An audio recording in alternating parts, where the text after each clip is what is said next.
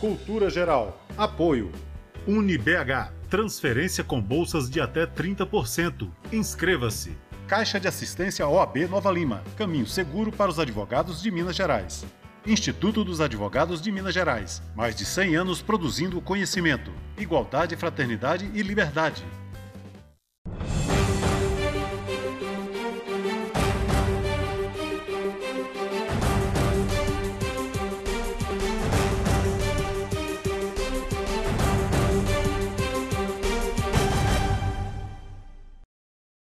Bom, começando agora mais um programa Cultura Geral, um programa super especial. Hoje a gente está aqui com mais um médico da Pfizer. A gente vai discutir um pouco dos desafios da saúde mental em tempos de pandemia. Um estudo muito bacana que foi feito, muito bem feito, cientificamente muito completo, tanto da Pfizer como a Upjohn. Falei certo, doutor? Falou certo, Ederson. E é uma divisão da Pfizer também que trabalha com esses estudos. Nós estamos recebendo aqui o Dr. Luiz. Dr. Luiz, seja muito bem-vindo ao Cultura Geral. É sempre um prazer falar com a Pfizer, falar com vocês, que é do Corpo Técnico Científico, nesse momento que a ciência, né, tem sido colocada à prova no mundo inteiro, né? E os estudos que têm aparecido têm que ser externados para que a sociedade e as pessoas possam entender como tem funcionado todo esse contexto de pandemia. Seja muito bem-vindo e fale um pouquinho do senhor, doutor. Muito obrigado, Ederson, pelo convite, pela oportunidade de falar de um tema tão importante como esse. Bom, meu nome é Luiz Fernando Vieira, eu sou médico, responsável pela linha terapêutica de saúde mental na Pfizer e, sendo bem específico, numa divisão chamada Upjohn, onde a gente cuida das doenças crônicas não transmissíveis e aqui falando da depressão, da ansiedade, dos transtornos mentais como um todo. Muito obrigado. Eu considero extremamente importante, Ederson, esse momento para a gente falar de um problema que já é antigo, não é novo. A gente sabe que a depressão e os transtornos ansiosos no Brasil já eram extremamente prevalentes e agora, neste momento de pandemia, a gente estima a quarta onda, né? Que agora não somente o impacto na nossa saúde física, mas também um aumento na prevalência, um aumento do número de casos de pessoas com transtornos ansiosos e transtornos depressivos. Então, por isso, fico muito grato da gente poder falar um pouquinho sobre isso. Doutor, quais são os desafios da saúde mental em tempos de pandemia? Bom, a gente já parte de um contexto desafiador, Ederson. A gente, infelizmente, é o país com o maior número de prevalência de transtornos ansiosos no mundo. Além disso, a gente é o terceiro país mais depressivo do mundo e o país mais depressivo da América Latina. Então, isso pré-pandemia. Então, a gente já tinha um desafio muito grande. Agora, com a pandemia, a gente sabe que todo esse momento de estresse, de medo, de insegurança, de incertezas, de luto, porque muitos, infelizmente, estão perdendo seus familiares ou têm seus familiares acometidos pela doença em si, todos esses fatores podem funcionar como gatilhos. E aqueles pacientes que já tinham um transtorno, um problema na saúde mental, ele vai ter maior dificuldade, os estudos já vêm mostrando isso para a gente, maior dificuldade para o controle dos seus sintomas, e aquelas pessoas que são saudáveis, que não tinham problema nenhum, que não tinham transtornos ansiosos nem depressão, eles têm um risco, sim, aumentado de desenvolver esses problemas de saúde. O olhar, qual é o olhar que a gente pode entender a saúde mental hoje, nesse processo todo que a gente está vivendo aí, praticamente mais amplificado nesses 120 dias, esses 120 dias próximos aí, que nós já passamos? Olha, conversando com vários colegas, a gente vê um grande número de pacientes que tinham controle da sua doença, que já vinham com o uso de medicamento, com o uso de terapias, eles já estavam conseguindo chegar ao retorno da funcionalidade dos seus problemas, e a gente vê hoje os pacientes voltando alguns passos para trás, voltando a desenvolver outros sintomas, exacerbar os sintomas desses transtornos. E a gente tem visto também um grande número de pacientes desenvolvendo principalmente o transtorno ansioso. Porque o transtorno ansioso, no momento como esse, é importante a gente diferenciar aqui, Ederson, o que é a ansiedade do transtorno ansioso em si. A ansiedade é um sintoma que você, qualquer um pode sentir e não necessariamente estar acometido por algum problema de saúde. O transtorno de ansiedade generalizado é aquele quando o paciente começa a ter, inclusive, sintomas físicos. Ele começa a ir ao pronto-socorro por dores no peito, pensando que está infartando, e aí, lá no pronto-socorro a gente descobre que não é isso. Ele acha que está com falta de ar e a gente faz exames clínicos e a gente vê que não é, e depois, com uma investigação correta, a gente consegue chegar ao diagnóstico. Então, a gente tem visto muito esse aumento. E, por outro lado, todo o sistema de saúde ele está direcionado para o enfrentamento da pandemia em si, no enfrentamento do Covid-19. Então, a gente vê um crescente número de casos desses transtornos e, ao mesmo tempo, todos os serviços tendo um direcionamento para o enfrentamento da pandemia. Então, o risco e a nossa preocupação da população não ter acesso adequado ao tratamento na hora correta é muito grande e merece a nossa atenção, porque a gente precisa, sim, estar protegido fisicamente contra essa pandemia, mas só que a gente também precisa estar protegido psicologicamente, emocionalmente, porque a gente precisa estar inteiro, a gente precisa estar bem emocionalmente para a gente se cuidar, para a gente cuidar dos nossos familiares e para a gente enfrentar e chegar de pé lá na frente depois que a gente passar por esse transtorno. Como é que a gente pode entender os gatilhos, doutor? São vários. A gente sabe que o estresse é um dos maiores, o medo, o luto, a insegurança, incertezas econômicas. Infelizmente, a gente está vendo o aumento do desemprego. Todos esses fatores relacionados à pandemia em si, a esse momento de estresse, eles podem ser gatilhos do desenvolvimento. Além disso, algumas outras coisas não tão óbvias, Ederson, podem ser gatilhos para funcionarem como fatores de risco. Por exemplo, o sedentarismo, a alimentação inadequada, o tabagismo, o consumo inadequado de nutrientes, tudo isso pode corroborar para o desenvolvimento de alguns transtornos. Porque a gente sabe que hoje a base de algumas doenças ela vai lá no sistema inflamatório. Então, existe uma cascata inflamatória que ativa, um botãozinho que ativa e começa uma série de desdobramentos no nosso corpo, causando algumas dessas doenças. Para você ter noção, uma pessoa que hoje tem um problema cardiovascular e não está bem tratada, e às vezes não está aderente ao seu tratamento, por conta até da pandemia, isso já é um fator de risco, isso já é um gatilho por conta dessa cascata inflamatória toda que eu disse, causando risco, elevando o risco da pessoa ter transtornos mentais. Porque, no final das contas, a gente é um só. A gente separa entre coração, entre cérebro, para a gente conseguir estudar bem e conseguir tratar bem das pessoas.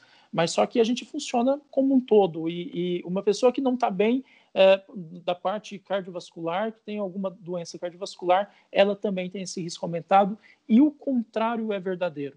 E se a gente pensar no momento que a gente está vivendo, o risco da gente fazer tudo ao contrário é muito grande.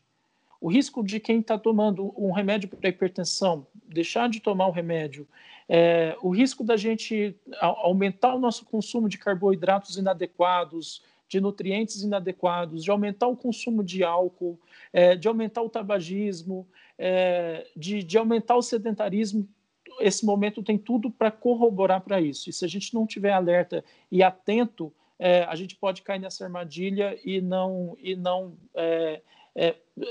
criar armas, subterfúgios para a gente sair desse risco. Doutor, nós temos uma outra questão também, doutor Luiz, que é depressão, saúde mental, e eu acho que a gente também precisa relacionar isso com as pessoas que estão confinadas em casa, né? E isso é muito importante nesse momento, principalmente para as pessoas idosas, né? Como é que a gente pode buscar nesse estudo que foi feito esse entendimento? Bom, em relação ao confinamento, eu acho que é importante a gente diferenciar o isolamento social com isolamento físico.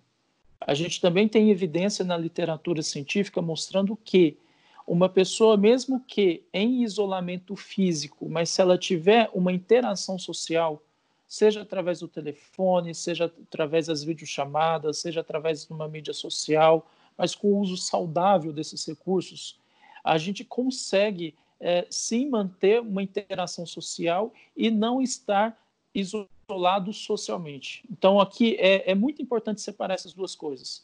Se a gente pensa nos idosos, além do medo maior que talvez eles estejam sentindo, porque é uma população de risco, eles também, há poucas coisas que às vezes eles estavam fazendo, porque o idoso, quando aposenta, quando começa a diminuir a sua vida profissional, já é uma fase muito difícil para ele. Ele tem medo de perder a independência, ele gosta de manter suas atividades ali corriqueiras do dia a dia, do cotidiano dele, então tirar isso dele também pode ser um risco e funcionar como um gatilho.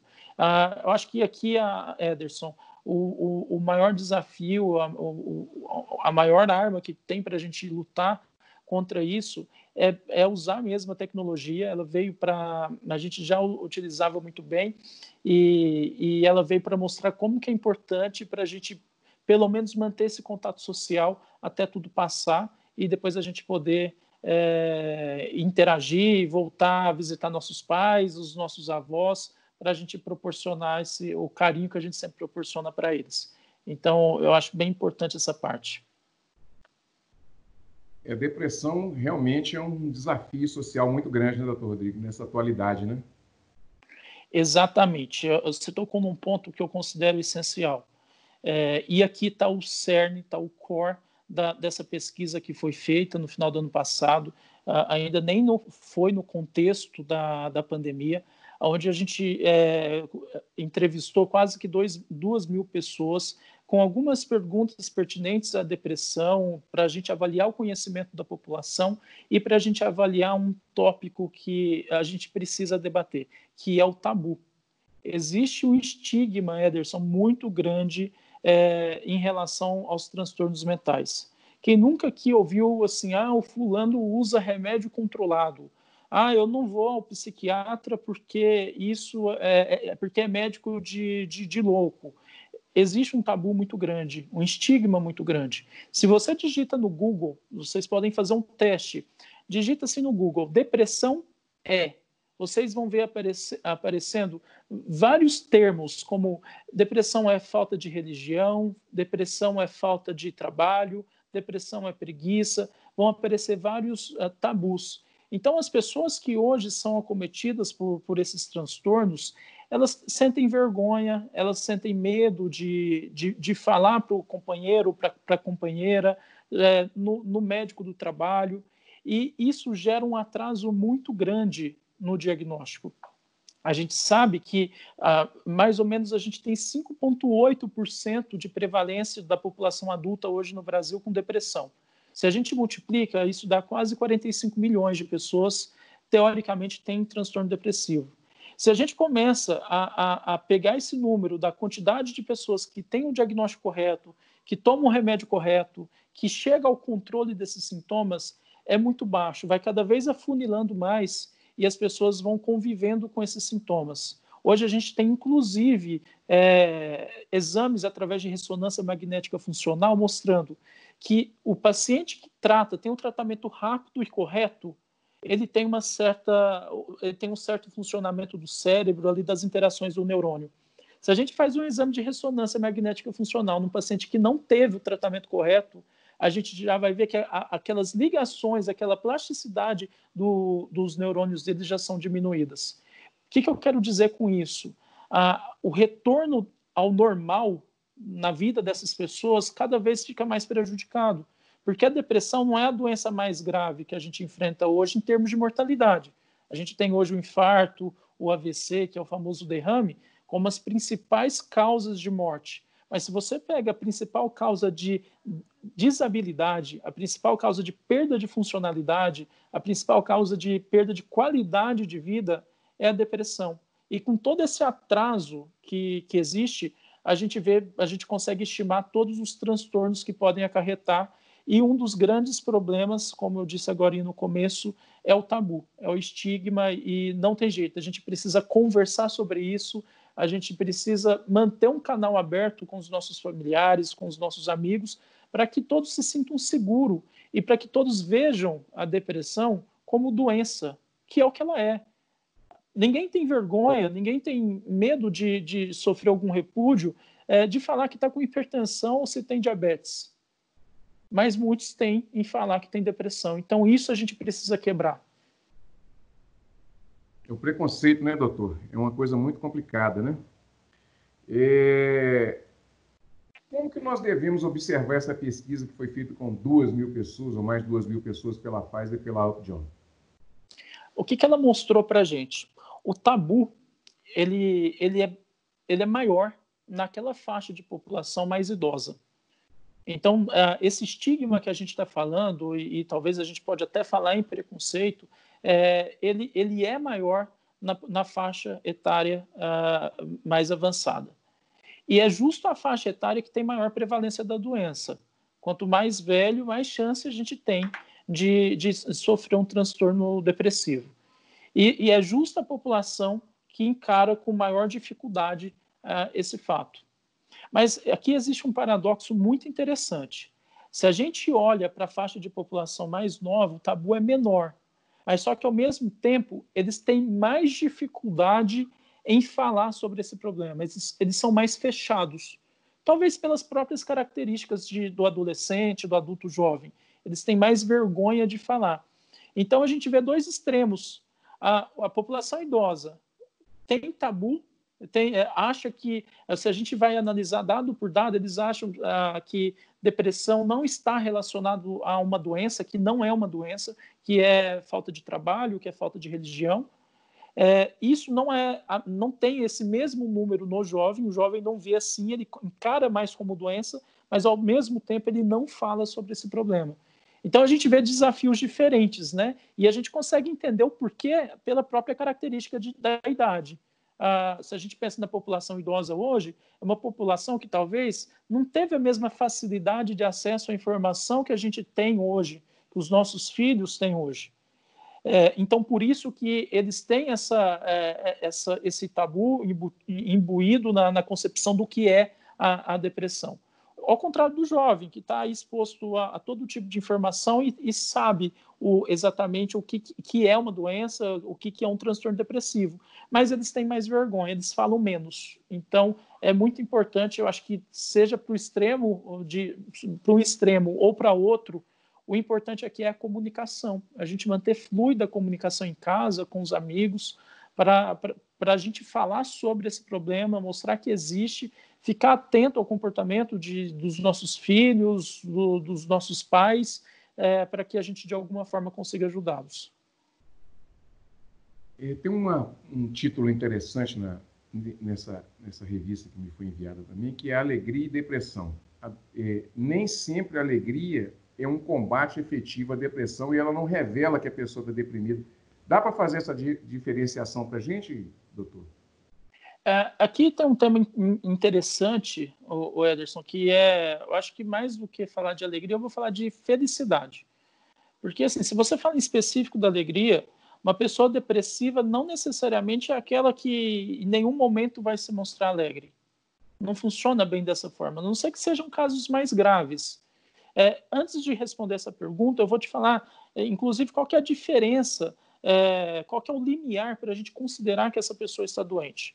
Porque se a gente pega todos os sintomas da depressão, quais são esses sintomas? São aquelas pessoas que têm profunda tristeza, falta de motivação, gostava de se cuidar e não importa mais com isso, gostava de interagir, tinha alguns hobbies e hoje não tem mais interesse nenhum, uma pessoa que está sempre cansada, com dores crônicas pelo corpo em diferentes lugares, falta de memória, falta de concentração.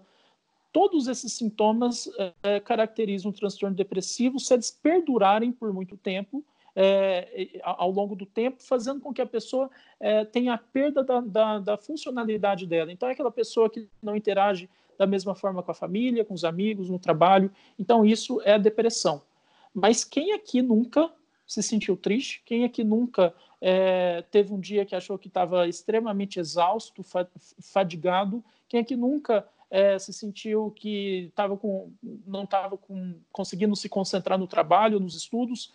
São sintomas inerentes à raça humana. Então, a diferença exata, o limiar para a gente falar que a pessoa foi acometida pela doença ou não, é se isso perdurar ao longo do tempo. Então, é muito importante a gente fazer essa diferenciação e a gente entender que o paciente depressivo, aí voltando na sua pergunta, na correlação com a alegria, às vezes ele pode sim demonstrar traços de alegria, ele pode sim tentar interagir, ele pode tentar retornar, mas esses outros sintomas todos têm que ser levados em consideração, ser colocados no contexto para a gente pensar.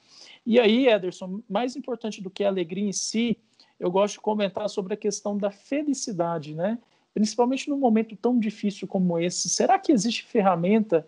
Será que tem como a gente criar hábitos para a gente tentar preservar ou criar no nosso ambiente familiar esse sentimento de felicidade?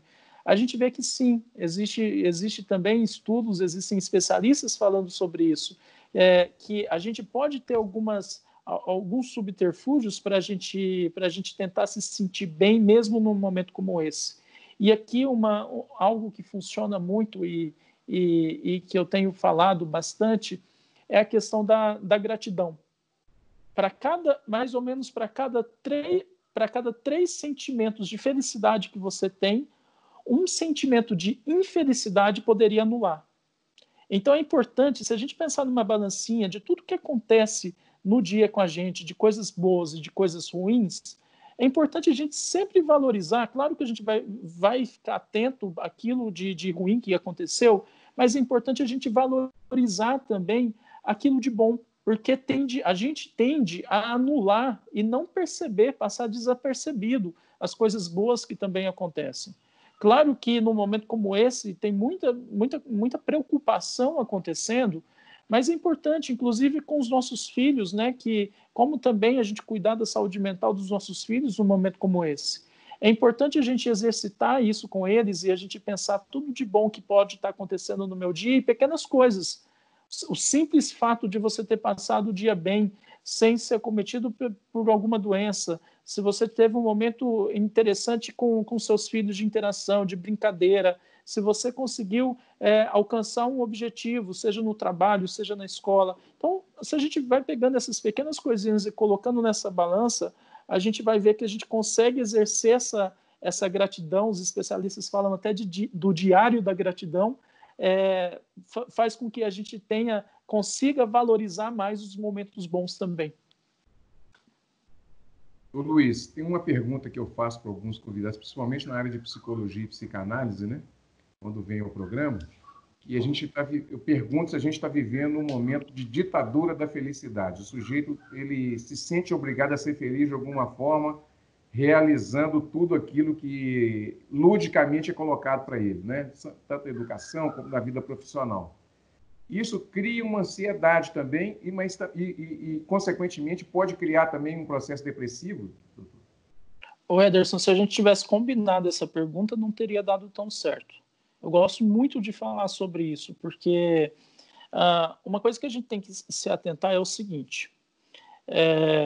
Se a gente vai para alguma mídia social, a gente vai ver que algumas pessoas estão falando assim, eu estou aproveitando o meu tempo para fazer um curso de idiomas, aprender uma língua nova. Eu estou aproveitando para fazer aulas com personal trainer online. Eu estou aproveitando porque eu vou fazer um curso de jardinagem, porque seja lá qual for a atividade. Mas se a gente olha para o grosso mesmo da população, se a gente olha para o nosso dia a dia, no total na maioria da população, a gente sabe que, na verdade, a gente está passando por desafios gigantes. A gente sabe que tempo não é uma coisa que está sobrando só porque, às vezes, a gente está em casa. Para quem tem a oportunidade de trabalhar em casa, sabe que, mesmo fazendo o famoso home office, o trabalho multiplicou por 10, porque agora com a tecnologia, tudo é digital, tudo é mais rápido e tudo vem ao mesmo tempo. Então, a gente não tem, se a gente não tem tempo, ou simplesmente se a gente não quer fazer alguma atividade diferente, aproveitar o tempo de alguma maneira diferente, a gente não tem que se cobrar por isso. E aí eu entro nesse tópico que você falou de ditadura da felicidade. A gente tem que se permitir, Ederson, eu adoro falar isso, a gente tem que se reconhecer como seres humanos e se permitir. Não somos máquinas, temos limitações, a gente tem que colocar limite nas coisas. E se chegar um momento do dia que, se você puder e quiser simplesmente não fazer nada, não faça nada. Faça aquilo que você vai se sentir bem. Se você quiser ter um momento para ficar quietinho lá no seu cantinho, prestando atenção na sua respiração, tentar não pensar em nada que está acontecendo lá fora, faça isso. Não necessariamente a gente precisa seguir essa ditadura da felicidade que você comentou, e aqui eu chamo a atenção também para a questão das mídias sociais. Muito se discute, será que as mídias sociais elas podem, de alguma forma, interferir negativamente na saúde psicológica das pessoas? Ela em si não, Ederson. O acesso, eu acompanhar a mídia social, não. Se eu faço isso de forma saudável, não vai me prejudicar. Mas qual que é a armadilha? O que pode acontecer? Quando você, qualquer um aqui, a gente não posta lá na mídia social alguma coisa de ruim que aconteceu no dia. A gente não posta algum motivo que nos deixou triste. Na maioria das vezes, não. O que eu quero dizer? A gente só posta as coisas boas. Quando a gente se pega lá olhando essa mídia, a gente vai perceber que tudo para as pessoas está bom. E às vezes, para mim, eu estou num dia ruim, eu estou desempregado, eu estou preocupado, algum familiar está doente, e a gente começa a gerar um sentimento de frustração. É esse o cuidado. Então, a gente tem que saber que ninguém posta coisa ruim, só coisa boa. A gente também tem os nossos momentos bons. Tá vendo que está linkado com o diário lá de gratidão que eu acabei de te falar? A gente tende a valorizar só as coisas ruins e lá na mídia social só estão as coisas boas e isso pode gerar uma frustração. E a mesma coisa para a questão que eu acabei de falar também da gente se permitir, e se a gente não quiser fazer nada, não faça nada. Porque o que acontece? Para quem está trabalhando o dia inteiro, para quem está com 1000 preocupações na cabeça e vê todo mundo falando, eu estou aproveitando meu tempo para fazer tal coisa diferente, ou aproveitando meu tempo para fazer aquilo outro, isso pode gerar frustração também. Então, por isso que a palavra é permita-se, somos seres humanos e, mais do que tudo, a gente precisa se conhecer e saber o que nos faz bem para a gente exercitar isso e se cuidar. A gente está indo para a parte final do programa. Doutor, eu queria, nessa parte final, que você falasse um pouquinho dos mitos que foi encontrado nessa pesquisa que foi feita e os desafios dessa luta colossal entre o consciente, né, e o inconsciente, nessa possibilidade dos mitos, né, o mito daquilo que é colocado com relação à depressão, à saúde mental, né, esses desafios todos que são nos colocados. Então, queria que você explicasse um pouquinho desses mitos aí para a gente. Bom, eu vou até separar, além do mito, eu vou falar do medo. Tá? Em relação ao mito, é a doença não ser vista, a depressão não ser vista como doença. Ela, muitas das vezes, ela é vista como qualquer outra coisa, menos como uma doença. É como preguiça, é como falta de vontade, é uma pessoa que não quer procurar emprego, é uma pessoa que não quer trabalhar mais. E esses são os mitos, e igual eu comentei, se a gente for lá numa ferramenta de pesquisa e procurar, a gente vai ver o quanto de opinião que, infelizmente, tem sobre isso. Então, o primeiro ponto aqui é a gente caracterizar isso como uma doença. É a gente criar um senso de urgência, igual uma pessoa que tem dor no peito, ela vai correndo para o pronto-socorro, porque ela acha que pode estar infartando e ela sabe que se estiver infartando, é uma doença grave que ela pode morrer por conta disso. Então, em relação aos transtornos mentais, e aqui falando da depressão, esse senso de urgência precisa ser criado. Ela precisa ser vista como doença e a pessoa precisa ter um senso de urgência, não no sentido de sair correndo, mas no sentido de saber que aquilo ali é uma preocupação e que ela vai precisar procurar apoio. O seu médico clínico, ela não precisa necessariamente ir direto para o especialista, então ela precisa procurar apoio e precisa saber o que está acontecendo. Porque tem cura, tem tratamento. Aí entra numa outra parte que eu quero falar do medo, Ederson, porque a pessoa, pelo medo de ser estigmatizada, às vezes ela não quer procurar tratamento, às vezes ela pensa que se ela tomar um remédio para depressão, ou seja, para qual for o outro transtorno, ela vai perder ela não vai conseguir ser mais a mesma pessoa, ela vai ficar sempre com muito sono, ela vai ficar desatenta. Então, assim, o que eu quero falar nesse sentido o tratamento é feito, cada pessoa é uma, e o tratamento também tem que ser personalizado. E não é porque não deu certo, às vezes, um tratamento inicial, que nenhum outro vai dar.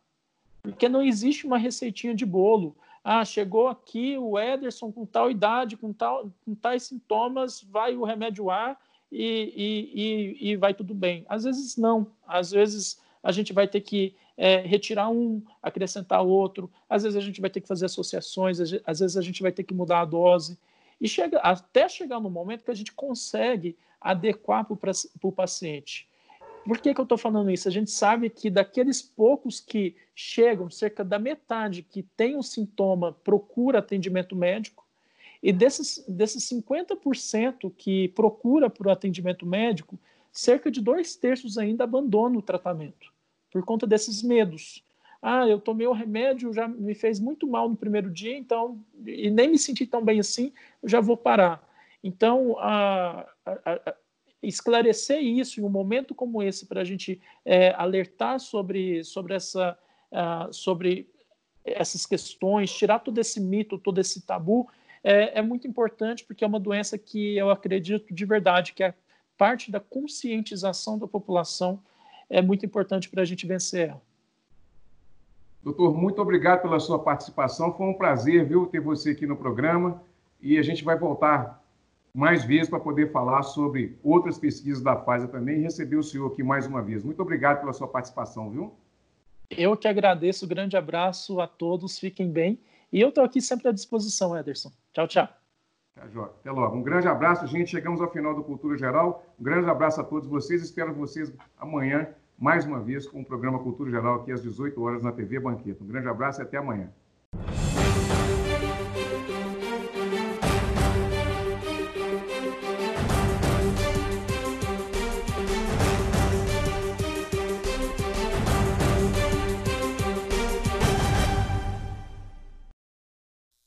Cultura Geral. Apoio. UniBH. Transferência com bolsas de até 30%. Inscreva-se. Caixa de Assistência OAB Nova Lima. Caminho seguro para os advogados de Minas Gerais. Instituto dos Advogados de Minas Gerais. Mais de 100 anos produzindo conhecimento, igualdade, fraternidade e liberdade.